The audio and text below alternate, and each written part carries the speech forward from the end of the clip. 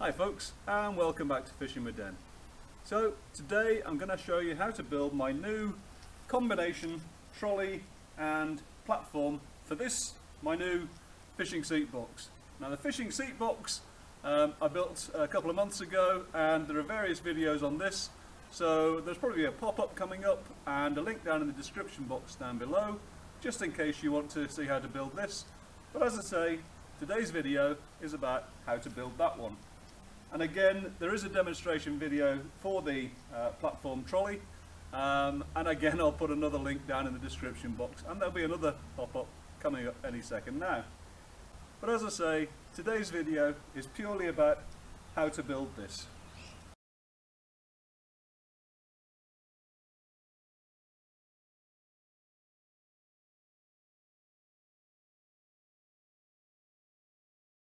I've measured the footprint of my box, and I've got something like 870 millimeters from front to rear between the legs, and something like 770 from side to side.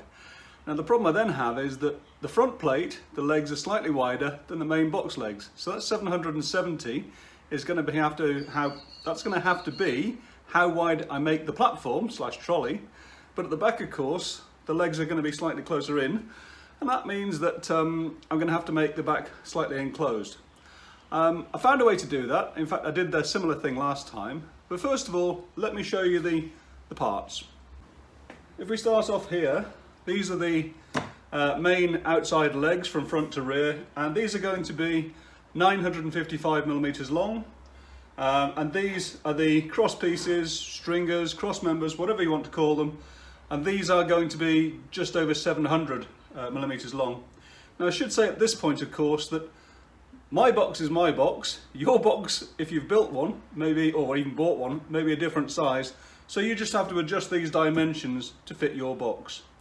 Now the material I'm using this time is 32 by 32 millimeter square tube aluminium, which is 2 millimeters in wall thickness. And that's going to form the main structure. Legs, I've just used the same legs as I use for my main fishing seat box, which is the 3mm wall, 20mm diameter aluminium. Need 4 of those. These are other pieces which I've cut for the legs, including these pads here. Again, you'll have seen all of this being made before when I did the actual box itself, but I'll go through it again for you. Then on top of that, I need these corner pieces or bracing plates, not sure how best to call it, and some support pieces. I've laid out the bolts I need as well, and the only other thing I may need is a couple of offcuts of the 32mm square tube, purely and simply to fill in at the back where the box goes narrow. But that'll all become clearer as soon as we get into this. So the first thing I'm going to do now is I'm going to cut the holes in the main cross members here to take the legs. And I should mention at this point that the legs I've cut off at 350 millimeters because it seems like a reasonable height.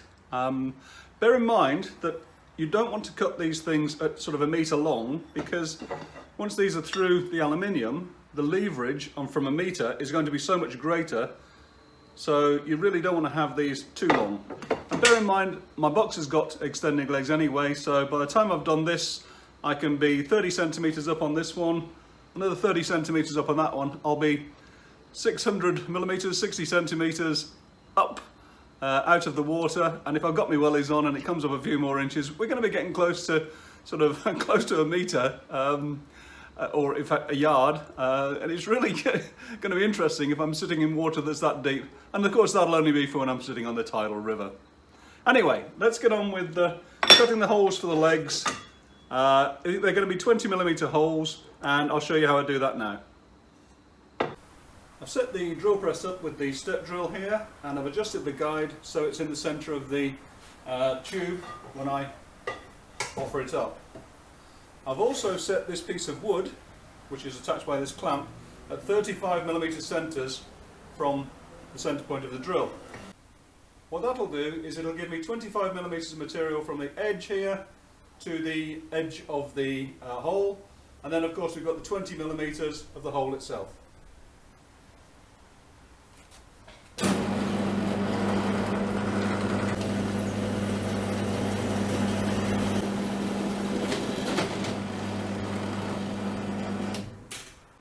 So that's all the holes drilled, and I'm just going to take a bit of time to just clean out the holes themselves. Now, what you'll find is when you first do this is that if you put the legs in, they will fit, but they're going to be a tight fit and they can stick a bit. So I actually make mine quite a loose fit, and you can do that with the step drill here, and I'll just show you very quickly how I do that now. Just offer it up, take it to the step you were at, and then just move it around slightly forwards and backwards,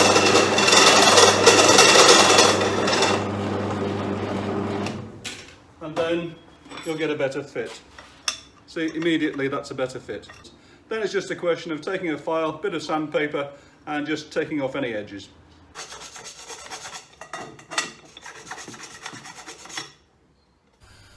Whilst I was at the drill press, I took the opportunity to just drill this 10mm hole, and that takes a threaded insert, as you can see here, to accommodate the knob which holds the leg in. Now, I've got these two-part threaded inserts which I've mentioned before. I had those made up by a machine shop for me years and years ago, but in your case, if you want to achieve the same aim, you'll probably have to go to the DIY store and buy some of these things here, which is a different version of a threaded insert. It's called a riv nut. They are very easy to put in, and I have actually done a video on that, so rather than show you exactly how that's done, I'll put a link up above, and I'll also drop another link into the description box down below so you can see exactly how that works. It just saves me having to repeat the same thing across all of my videos for the seat box. So the next thing I've got to do is just to put the frame together. I've cut these strips of 32mm by 3mm aluminium, and they're going to become the brackets to join the main frame. If I just twist this over here to show you. This is the main frame, and these are the cross members. So what I've done is I've just got a piece of old scrap wood, pushed the main the main frame member up against the back there. I'm 30mm back from the hole for the leg, piece of old scrap wood just to keep it square, and then I'm going to put this on here, and basically all I'm going to do with that is just rivet it on. I'm going to use these 5mm aluminium rivets, and the reason for that is that I used them on the old platform and it's still going after about 4 or 5 years, so therefore it must be okay. Nothing scientific about this, is there, guys? I've got the 4 holes drilled for the plate. Now all I've got to do is offer it up to the workpiece, make sure everything's nice and square, yep, and then just drill into there.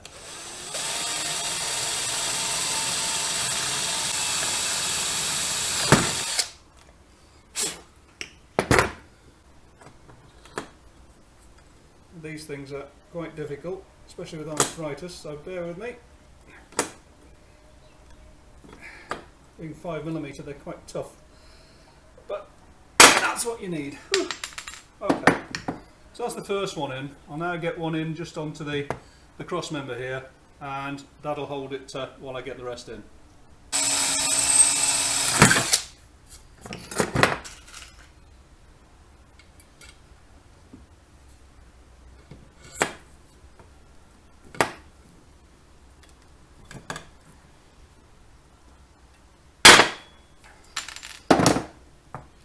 Okay, so that's all there is to this process, guys. I've just created the next plate. That'll go on the back.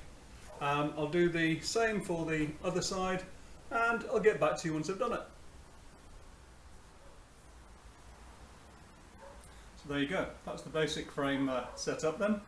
What I've got to do now is to take one of these corner joints and basically put it on, preferably that way around. One in each corner, and also I'll be using some of this angle, which will be bent to 90 degrees shortly, to create a lip so that the box doesn't slide off. So to create that lip then, I'm using this 25 by 25mm angle. It's 1.6mm thick, and I've measured this out, it's 260mm long. What we have to do, if I just bring this down a bit for you. I need to create a 45-degree angle out from there and a 45-degree angle out from there, because that's where we're going to be cutting. And the easiest way to do that is to take your square apart and just offer it up. I've made a mark in the centre and just first mark and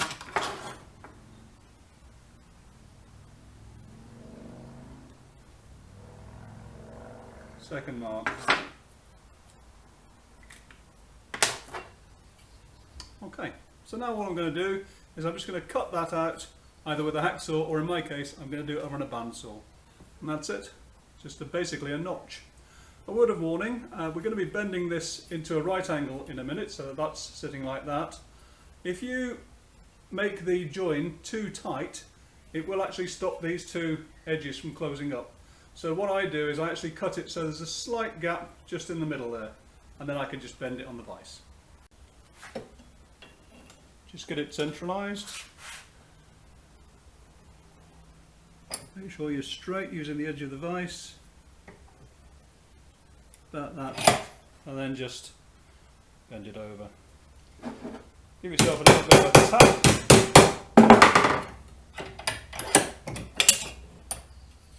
That's it.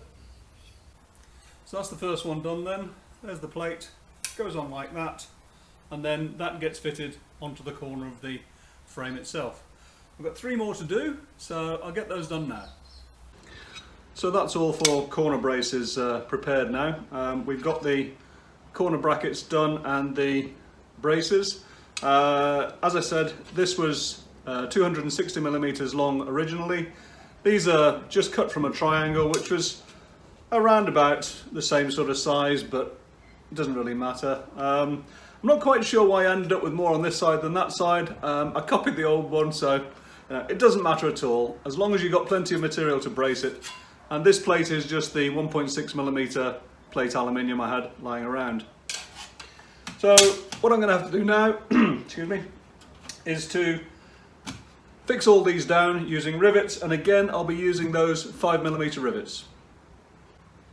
I'm using the back plate of my bench again to brace everything. Keep my body weight against the front edge here to push it at the back, and then this piece of scrap wood just to make sure that it's completely square, and I'll just keep that pushed against that. Take the bracing plate, offer it up, put the corner bracket on as well, make sure that you've got a definite right angle. You may have to spring this into place, you can see mine springing out a little bit, but if you do the back first, even though that sticks out, you can pull that in afterwards. And now it's just a question of drilling the holes, 2 holes in the back, 2 holes down the edge, and fitting the rivets.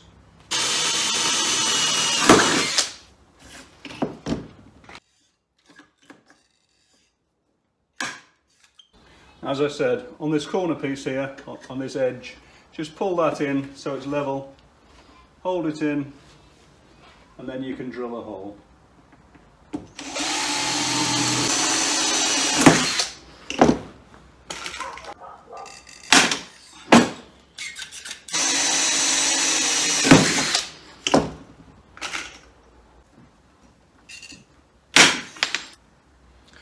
That's the first one. As before, another 3 to go, and I'll get back to you once I've done those.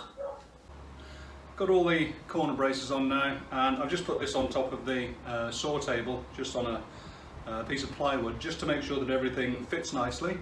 And it does, it fits in very well, front to rear. You may have noticed, if I just take the camera a second, as you can see, the legs at the front come into the corners very well, and that means I don't have to put any kind of brace underneath this plate. At the back, however, this one is off, as we said, because it's a narrower dimension at the back, so I will be putting a little piece of that bracing tube under here just to support this. And also I've put a mark at this point here because I'm going to put this bracing part across here too. I've marked these lines on here to accommodate the cross member, and I'm just going to use exactly the same method as I did before. which is one of these 3mm by 32mm brackets, and they're going to go on like that, and it'll look obviously just exactly the same as all the others. This of course is on the underside, and I will be putting a plate on the top too.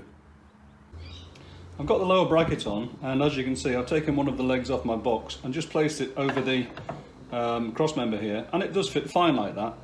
The problem is that I remember, if you remember rightly, I put these bolts under here to help me grip the mud, and although this will sit down there flat against this plate now, it's actually going to be raised up like that because the other feet at this point here will be sitting on these nuts. So what I'm going to do is I'm just going to cut myself a couple of pieces of 32mm to just broaden that out so I make a proper pad for the leg, and then I'll create a plate to put over it, and I will screw them into the sides there. I've cut 4 of these 100mm sections of aluminium. This is the 32mm tube as I mentioned before, and I've drilled 4mm holes in this side, and I've got 10mm holes in this side because I'm going to be screwing these. If you look down here, actually it's probably the best thing. I've clamped the 2 on the sides there. I'm going to be putting screws through the back end here so that the head fits through, as you can see, and then obviously the screws will come out of the 4mm and screw straight into the cross member. So once I've done that, I can then create the plate for the top, and that'll also create a bracing member here, just like these corner ones, so that it just stops any torsion or twisting in the frame itself. But remember, I'm going to be sitting on this thing occasionally, and I'm over 200 pounds plus the box. You're looking at a fair old weight going into it. Okay, so not every plan works. Had all sorts of problems getting the screws into there, and I've actually had to widen these holes out of the back. Still got the 4mm ones through there at the moment, but got to widen the ones out of the back. And in fact, at one point on here, I did actually have to use a bolt. And what I did, I enlarged the 4mm hole to 5.5, and then I put a 6mm bolt through, so the bolt cut its own thread. That way I could use a nut driver. So I think that's probably what I'm going to do for the rest of them, because that's actually taken me quite a while to do. Ho ho. So here we go then, plan B. Got these 2 clamped, got the holes enlarged, and now I'm just going to make 5mm holes through the back. Sorry, 5.5mm.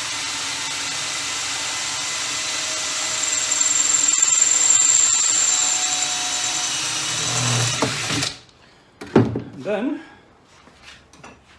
try and get the bolts through. A little bit tricky this part from last experience.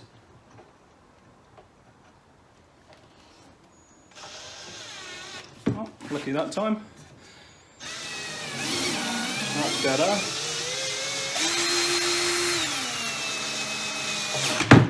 Right, so by drilling the 5.5mm hole and using 6mm bolts, the whole thing creates its own thread, and I've got it through so much easier.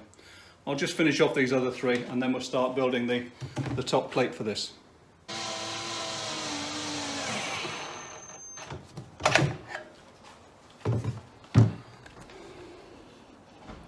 Well, that was just so much easier. Obviously I don't always get it right, but there's usually a way around things when you do make a mess of it, folks. I just spent a few minutes just creating these plates. Literally, they're just enough to go over the top of these brackets here. Put it on, and then I'll just go back to riveting again.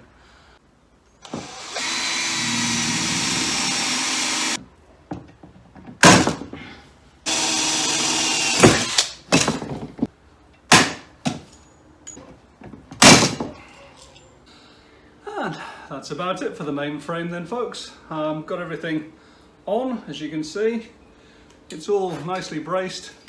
So I think the only things that we've really got left to do is to get some legs made up, which I'll do next. Then it's just getting the wheels on, and finally I suppose we'd better put some sort of arms on the thing or something to be able to push it with. But I'm going to do that tomorrow now. So I'll see you in the morning.